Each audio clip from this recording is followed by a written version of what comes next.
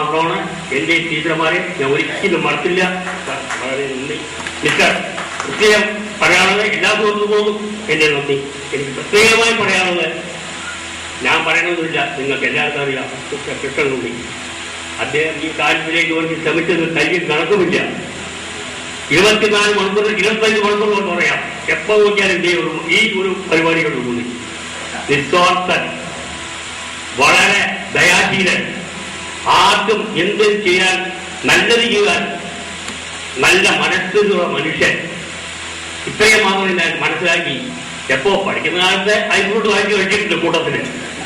ഇന്ന് പഠിപ്പൊക്കെ കഴിഞ്ഞ ശേഷം ഈയിടെയായിട്ട് മനസ്സിലാക്കി, കഴിഞ്ഞ 3 വർഷമായിട്ട് മനസ്സിലാക്കി. ഞാൻ നാട്ടിൽ വന്ന കൃഷ്ണനുണ്ണിയായി കാണുന്ന അതുകൊണ്ട്, കൃഷ്ണനുണ്ണിയായി സംസാരിക്കുന്നത് അതുകൊണ്ട്, ഓരോരോ മാസവും ചുരുങ്ങിയത് 1-2 പ്രാവശ്യം ഞാൻ ഫോണിൽ സംസാരിക്കുന്നത് അതുകൊണ്ട് അദ്ദേഹത്തിന് എല്ലാവിധമായ ആയുസ്, ആരോഗ്യം, ഐശ്വര്യം എല്ലാവരുമായി എല്ലാം ഭഗവാൻ കൊടുക്കട്ടെ. നിങ്ങളുടെ എല്ലാവരുടെയും അനുഗ്രഹം അദ്ദേഹത്തിന് ആവശ്യമാണ്.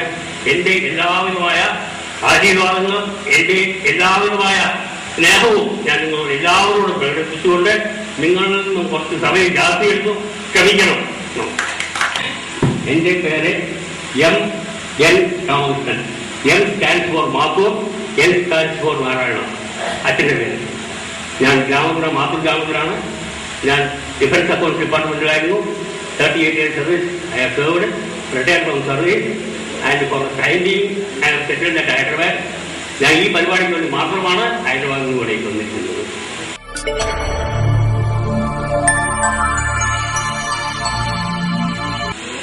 എൻ്റെ പേര് ധനലക്ഷ്മി. ഞാൻ മുണ്ടൂരിലാണ് താമസിക്കുന്നത്. 1960 ഇവിടുന്ന് SSLC പാസ്സായി സർട്ടിഫിക്കറ്റ് വാങ്ങിപ്പോയിട്ട് ഇന്നാണ് ഞാൻ ഈ സ്കൂളിൽ ആദ്യമായിട്ട് വരുന്നത്. എനിക്ക് ഈ 50 കൊല്ലം മുമ്പുള്ള കാര്യങ്ങളെക്കുറിച്ച് ജനുവരിയിൽ കൃഷ്ണനൊരു ഫോൺ കോൾ വന്നു. അപ്പോഴാണ് ഞാൻ ഈ 50 കൊല്ലം മുമ്പുള്ള കാര്യങ്ങളെക്കുറിച്ച് ശരിക്കും ആലോചിച്ചത്. കാരണം 60 ജൂണിൽ റിസൾട്ട് ഇറങ്ങി, ജൂലൈയിൽ എൻ്റെ വിവാഹം കഴിഞ്ഞു. പട്ടാളത്തിലൊരു ക്ലർക്കാണ്, ഇപ്പം സുഖമായിരിക്കുന്നത്. 62 ഞാനൊരു അമ്മയുണ്ട്. പിന്നീട് എൻ്റെ വേറെ മകനും കൂടി ഉണ്ടായി. പിന്നെ എൻ്റെ കുടുംബജീവിതം അങ്ങനെ അതിനിടയ്ക്ക് ഞാൻ 64-66 ഒരു PTCക്ക് പോലുണ്ടായി. എന്നിട്ട് ഒരു 30 കൊല്ലക്കാലം അവിടെ അടുത്തൊരു ഗവൺമെൻറ് സ്കൂളിൽ തന്നെ പണിയെടുത്ത് റിട്ടയർ ചെയ്ത് അങ്ങനെ ഇരിക്കുമ്പോഴാണ് കൃഷ്ണനോടൊരു വിളി കേട്ടതോട് കൂടിയിട്ടാണ് ഞാനൊരു പുനർജന്മം മാതിരി പണ്ടത്തെ ആ ബാല്യത്തിലൊന്ന് ശ്രദ്ധിച്ചത്. അത് ഈ നമ്മുടെ അധ്യാപകരെ ആദരിക്കുക എന്നുള്ളത് വലിയൊരു കാര്യം. സരസ്വതിക്കൽ എന്നും ഒരു ശാന്ത പ്രകൃതമായിരുന്നു. പക്ഷെ വാര്യൻ മാഷ് കേട്ടാൽ പേടിക്കാത്തവരായിരുന്നു. മാഷ് വന്നിട്ട് ആദ്യമായി നമ്മളെ ക്ലാസ്സിൽ അഭിമുഖീകരിച്ച് തന്നെ എനിക്ക് നല്ല ഓർമ്മയുണ്ട്. ഞാൻ ഈ ചാരം കനല് മൂടി കിടക്കുന്ന ഒരു ചാരം മാതിരിയാണ്. നിങ്ങൾക്ക് തോന്നുന്നത് ചാരമാണെന്ന്, അത് നിളക്കി നോക്കിയാൽ അത് മുഴുവൻ തീ കനലാണ്. അങ്ങനെയാണ് മാഷ് ഞങ്ങളെ ആദ്യമായിട്ട് പറഞ്ഞത്. അത് കഴിഞ്ഞിട്ട് പിന്നീട് മാഷ് റിസൾട്ടിന് വേണ്ടി ഒരുപാട് പരിശ്രമിച്ചിട്ടുണ്ട്. മാത്രമല്ല മാഷന്ന് വെളുത്ത മുണ്ടും ഷർട്ടും ഒക്കെ വളരെ നേർത്ത വന്നിട്ട് ഈ സ്കൂളിലത്തെ തോട്ടം നനയ്ക്കൽ സ്വസ്ഥമായിട്ട് ചെയ്തിട്ടുണ്ടായിരുന്നു. അതിൻ്റെ പുറമെ ഇവിടെ ഒരു റെയിലിൻ്റെ തുണ്ടും ഒരു കമ്പിയെ കൊണ്ടായിരുന്നു ഇവിടുത്തെ ബെല്ല്. ആ ബെല്ല് ഇങ്ങനെയായ പോലെ പറഞ്ഞൊരു ടവറൊക്കെ കെട്ടി വല്ല അമ്പലത്തിലെയും പള്ളിയിലേക്ക് ഒരു മണിനാടിലാക്കിയതും നമ്മുടെ ഈ വാര്യ മാഷാണ്. അതിലിടയ്ക്ക് മാഷ് ചീറ്റോരിക്കുമ്പോഴൊക്കെ പത്രത്തിൽ കണ്ടു അവാർഡ് കിട്ടിയില്ല. അങ്ങനെ എല്ലാവരോടും പറഞ്ഞു മാഷിക്ക് എത്ര അവാർഡ് കൊടുത്താലും മതിയാവില്ല. ഞങ്ങളെ അത്രത്തോളം അങ്ങനെ പഠിപ്പിച്ചിട്ടുള്ള ഒരു മാഷാണ്. ഏത് ആ മാഷ എന്നും ഞങ്ങളത് സ്മരിക്കാറുണ്ട്. പിന്നെ അപ്പോൾ ഈ ഗീതയിലൊക്കെ പറയുമ്പോൾ മനസ്സാണ് എല്ലാവരുടെയും കാര്യം, ശരീരമല്ല. നമ്മളൊക്കെ പ്രഭാഷണത്തിലും ഒക്കെ ധാരാളം കേൾക്കുന്നുണ്ടെങ്കിൽ അത് പ്രാക്ടിക്കലായിട്ട് ചെയ്യാൻ പറ്റിയൊരു കൃഷ്ണനുണ്ണിക്കാണ്. അപ്പോൾ കൃഷ്ണനുണ്ണിക്ക് അതുമാതിരിയുള്ളൊരു കൃപയും മറ്റെല്ലാവർക്കും നന്മ നേർന്നുകൊണ്ട് ഞാൻ എൻ്റെ വാക്കുകൾ.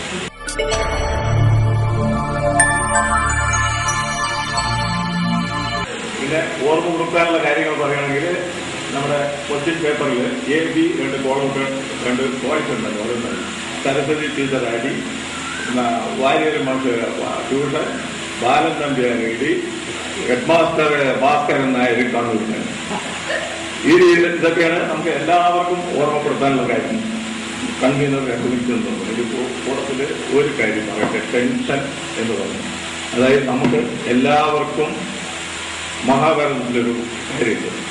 ധർമ്മപുത്രരുടെ ഒരു സമയത്ത് ധർമ്മപുത്രർക്ക് ഒരു ചോദ്യം ഉപയോഗിക്കുന്നു, എന്താണ് ലോകത്തിലെ ഏറ്റവും വലിയ അസുഖം? അപ്പൊ പറഞ്ഞു, എല്ലാവരും ദിവസേന മരിച്ചുകൊണ്ടിരിക്കുക, അതാരും ഓർക്കാത്തതാണ് ലോകത്തിലെ ഏറ്റവും വലിയ അസുഖം.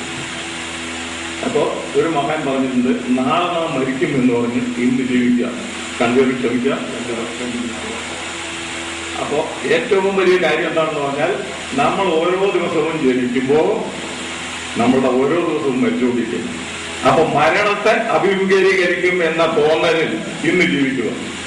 ആ തോന്നലുണ്ടായാൽ നിങ്ങൾക്ക് ടെൻഷൻ ഉണ്ടാവില്ല, നിങ്ങൾക്ക് ബുദ്ധിമുട്ടുണ്ടാവില്ല, പ്രയാസം ഉണ്ടാവില്ല. നാളെ മരിക്കും, ധൈര്യസമയം മരിക്കും എന്നുള്ള തീരുമാനം നമ്മൾ എത്തിയാൽ നിങ്ങൾക്ക് ടെൻഷൻ ഉണ്ടാവില്ല. 60 വയസ്സായതുകൊണ്ട് കൺവീനർ പ്രത്യേകിച്ച് ടെൻഷന്റെ ഒരു കാര്യം സൂചിപ്പിച്ചതുകൊണ്ട് പറഞ്ഞു പോയതാണ്, ക്ഷമിക്കുക. പിന്നെ മറ്റൊരു കാര്യം, നമുക്ക് കുന്നോളം കൂട്ടിയ ഇതിഹാസ പുരാണങ്ങൾ നമ്മുടെ ഹിന്ദു വന്നിട്ടുണ്ട്. ഉപനിഷത്തുക്കളായിട്ടും ഇതിഹാസങ്ങളായിട്ടും പുരാണങ്ങളായിട്ടും ബാക്കി കാര്യങ്ങളായിട്ടും. ഇതില് വയസ്സായ കാലത്തെ ടെൻഷൻ ഒഴിവാക്കാൻ, അതായത് നമുക്ക് സൽക്കർമ്മങ്ങൾ ഉപദേശിക്കാൻ വേണ്ടി പല കാര്യങ്ങളും പറഞ്ഞു തന്നിട്ടുണ്ട്.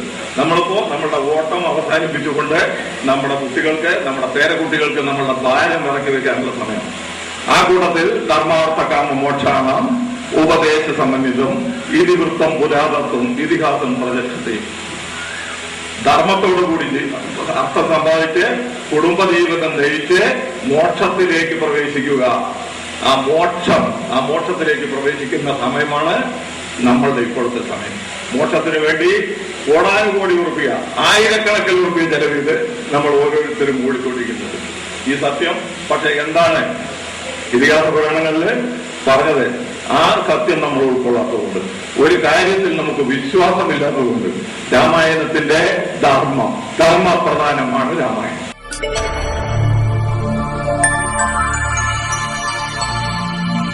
കോട്ടായിൽ ആളെന്നാണ് എല്ലാവർക്കും അറിയാം. ശ്രീകുമാറ് ഞാൻ ചിത്രത്തിലേക്ക് 34 പോലെ സർവീസ് കഴിഞ്ഞിട്ട് ഇറങ്ങിയ ആളാണ്. പേപ്പറിലിട്ടത് ഒപ്പം പഠിച്ചവരെ അറിയണം പറഞ്ഞിട്ട് ഇട്ടിരിക്കുകയാണ്. പിന്നെ മനോഹരൻ സാധനം പറഞ്ഞിട്ട് പിന്നെ കൃഷ്ണനോടെയാണ് കൂടുതൽ പറയാനുള്ളത്. അതായത് സംസാരശീലം അതുകൊണ്ടാണ് വളരെയധികം ഇതേമാതിരി ഒരു ഇങ്ങനെ വാക്കുകൾ അറിയില്ല കേട്ടോ, പ്രസംഗിക്കാൻ അറിയില്ല. വളരെയധികം സന്തോഷിക്കണം. സാറിനെ സംബന്ധിച്ചിടത്തോളം ഓണം കൂടുതൽ പിന്നെ സർട്ടിഫിക്കറ്റ് പറയേണ്ട നമ്പ്യാരെ ഓർമ്മ വരും. പിന്നെ എല്ലാ കാര്യങ്ങളും ഉണ്ണിക്കാണ് മെയിൻ. അത് കഴിഞ്ഞിട്ട് എല്ലാവർക്കും ആൾക്കാരുണ്ട്.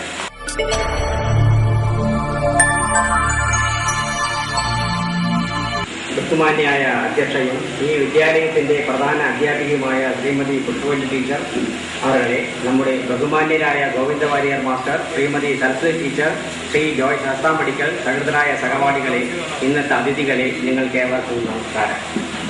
എന്നിൽ നിക്ഷിപ്തമായിരിക്കുന്ന കർത്തവ്യം നന്ദി പ്രകടനമാണെങ്കിലും അതിനു മുൻപായി ഈ സംഗമത്തിന്റെ അണിയറയിൽ പ്രവർത്തിച്ചവരെ കുറിച്ച് 2 വാക്ക് പറയുവാൻ ആഗ്രഹിക്കുന്നു.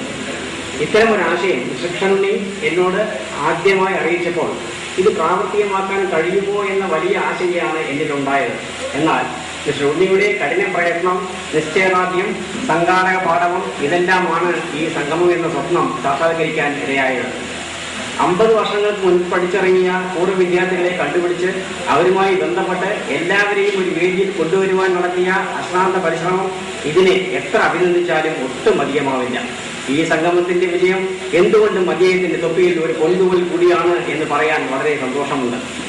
സംഘാടക സമിതിയുടെ സമഗ്ര സഹകരണവും ഇതിന്റെ വിജയത്തിന്റെ ഒരു പ്രധാന ഘടകമാണ്. സമിതിയിൽ ഓരോ അംഗങ്ങളുടെ ആത്മാർത്ഥമായ പ്രവർത്തനവും നിർലോഭമായ നിർദ്ദേശങ്ങളും ഞങ്ങൾ ഏവരെയും കർമ്മനിരതരാക്കിയതിൽ അതിശയമില്ല. ഈ സംഗമത്തിന്റെ സഹപാഠികളിൽ നിന്നും സാമ്പത്തിക സഹായം സ്വീകരിക്കാതിരിക്കാൻ ശ്രമിച്ചുവെങ്കിലും ഒരുപാട് വിദ്യാർത്ഥികൾ നിർബന്ധമായി നൽകിയ സഹായത്തിന്റെ നിറവും വെളിച്ചവും ഈ സംഗമത്തിന്റെ ഉടനീളം ദൃശ്യമായിരിക്കുമല്ലോ.